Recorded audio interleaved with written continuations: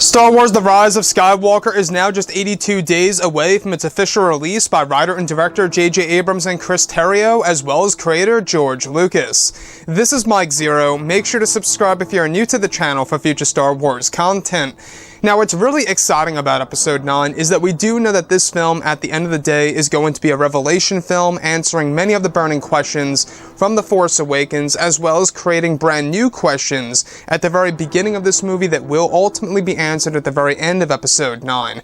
And with that being said, we do know that this film is also going to be used as a foundation to create brand new Star Wars lore. Everything related to the Jedi, the Sith, and the Force overall, that's going to be used to evolve the franchise and to bring it into a different direction.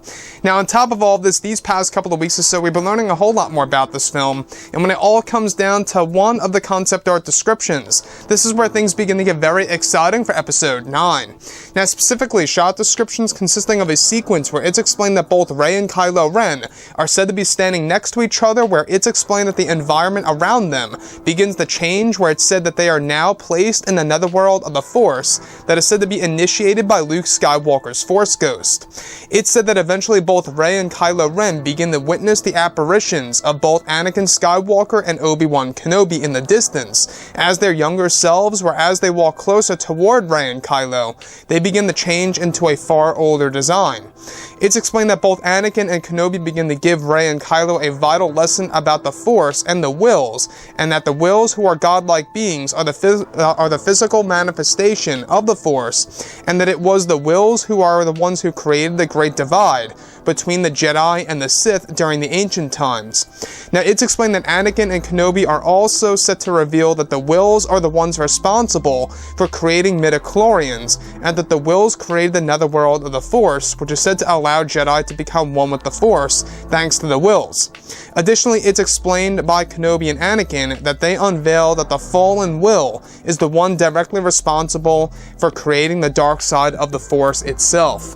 So let's go over a couple of parts about this. Now, what's really exciting about this is that they are adding new mediums to the Star Wars franchise that we have never seen before in, of course, the past 8 Star Wars movies. Now, the fact that J.J. Abrams is doing something like this really is big for the Star Wars franchise. It's really going to change how we view not just the prequels and the originals, but just the entire Star Wars franchise as a whole, and how we examine the Force and how it actually works. So, the Wills, in case you guys are just tuning in right now, are godlike beings that were created by George Lucas many decades ago while he was actually writing Star Wars A New Hope.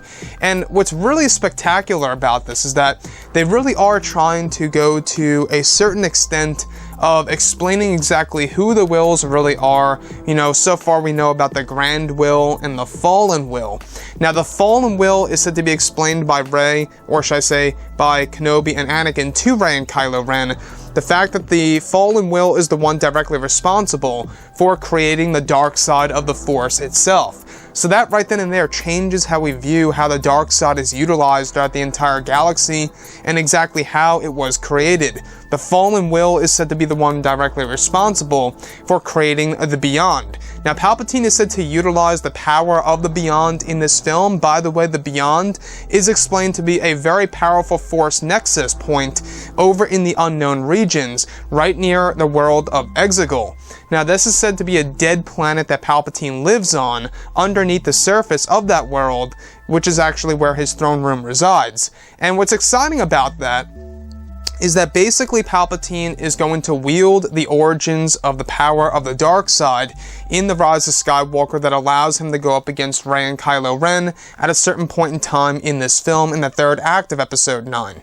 So the other piece that I also want to go over that really stands out is that Obi-Wan Kenobi and Anakin Skywalker unveiled to Rey and Kylo Ren that the Wills are the manifestation, or the physical manifestation, of the Force itself, and are the ones who created the midichlorians that flow throughout the entire universe. And that's a very exciting part about Episode 9. Once again, that changes how we view, Episodes 1 through 3, where they mention about the midichlorians here and there. What I like so much about this is that what they're trying to do is that they're really trying to add in a different perspective of how the Force really works and what the Force really is.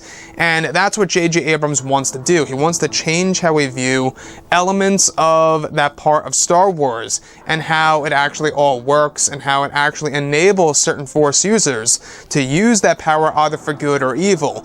And this is all rooted to the grand will and the fallen will in The Rise of Skywalker that's going to be explained in greater depth. And what I like about this also is that this is JJ trying to be very ambitious and creating something new, kind of like what George Lucas did in the prequels here and there. You know, some things I disagreed on in the prequels, but a lot of things I loved, I will admit, you know. So when we look at episode 9, that's what JJ wants to do.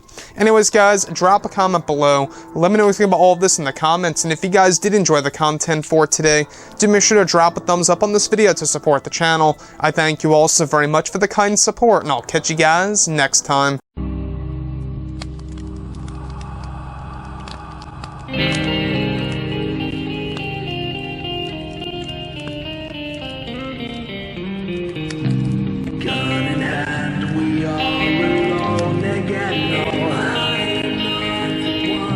From night to moon, we hear them moans again.